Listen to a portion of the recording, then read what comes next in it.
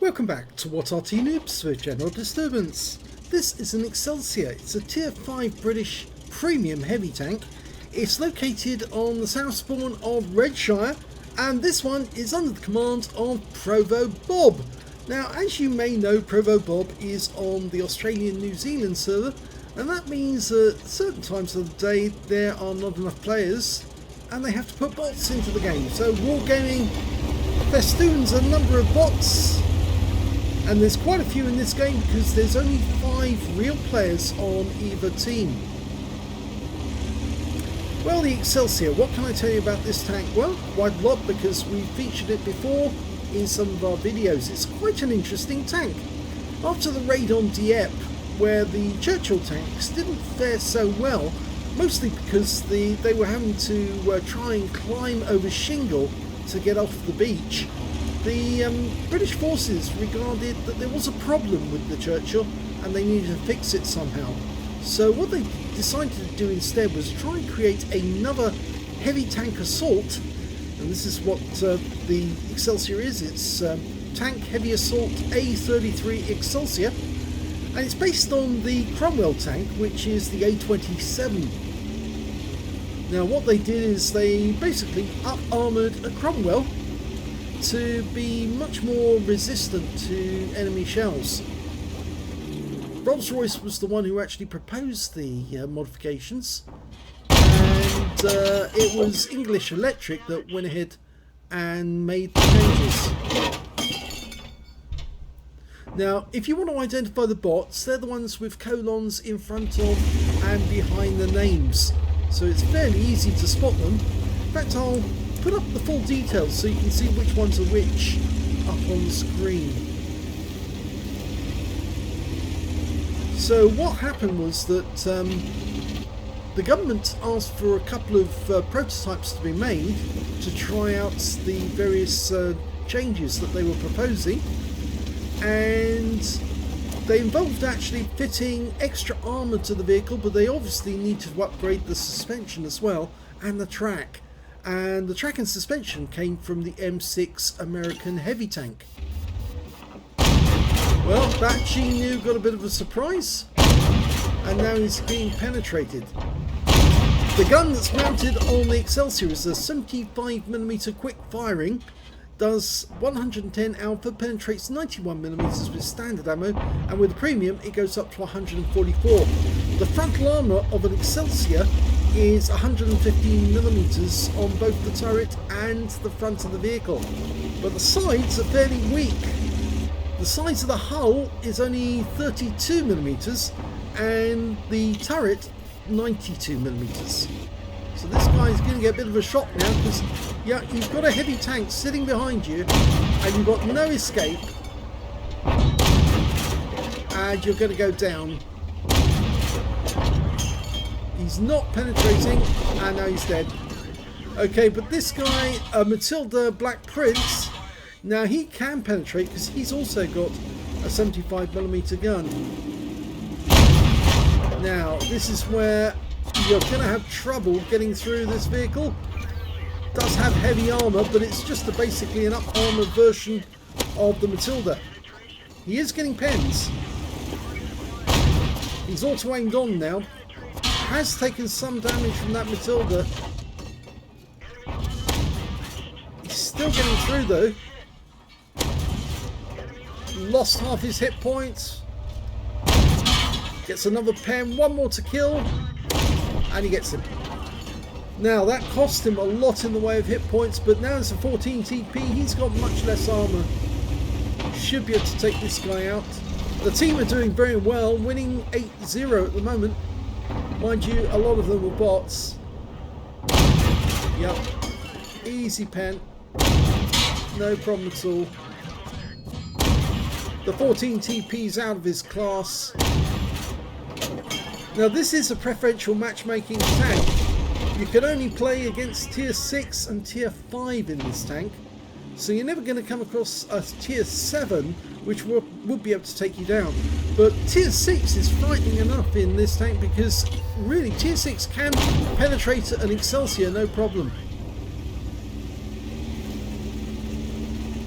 Well, there's only 2 enemies left. They're over on the other side of the battlefield, and I think that ProvoBob hasn't worked that one out yet. Oh, I think he's realised now. Yep, you're going to have to make your way over to the other side if you want to get those last 2 kills. He's got 4 kills already. Could easily pick up some more hit points. They only made 2 of these vehicles. The second version is now at the Vehicle Conservation Centre at Bovington Tank Museum. So if you want to go and visit it, you can actually have a look and put your hands all over it. Try it out. It's got big extra armour over the tracks.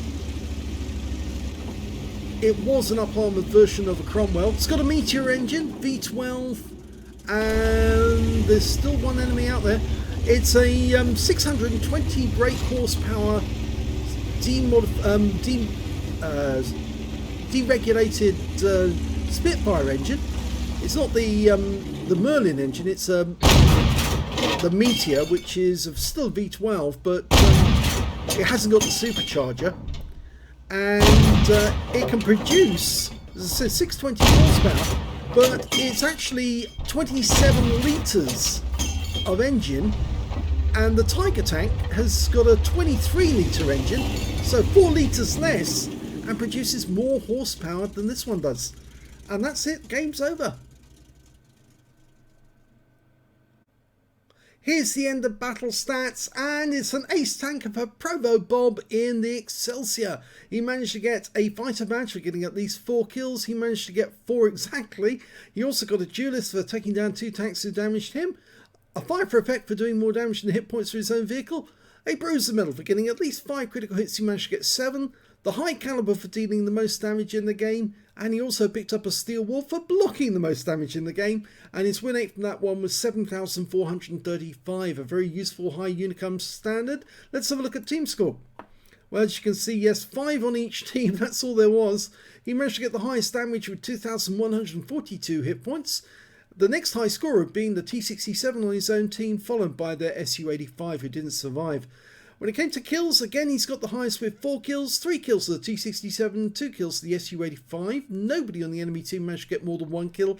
And when it came to base XP, he's the only one to get over 1,000, so he's got the top in all 3 columns. 1,259 base to ProvoBob, and 743 went to the AMX ELC, and 677 went to the T67. He fired 31 rounds in that game, got 23 direct hits, 21 penetrations. Damage of 2,142, hit points of which 107 were at more than 300 meters. 21 hits received from the enemy, only 7 of which actually penetrated. Most of those shots actually came from the Matilda Black Prince. 13 non-penetrations and 1 hit by way of splash damage. 700 hit points of damage blocked by armor. 4 enemy vehicles were damaged, 4 killed, and 42 hit points of damage assistance. He earned 58,512 credits on a premium count, and after repair and ammunition resupply, this time round he didn't fire so much premium ammo because he didn't need to, and he ended up with a profit of 44,204 credits. Well done. He earned 25 bonds from the game, 1,888 XP, times 2 for the first victory, 756 for this being a premium vehicle, and took away 4,533 experience points altogether.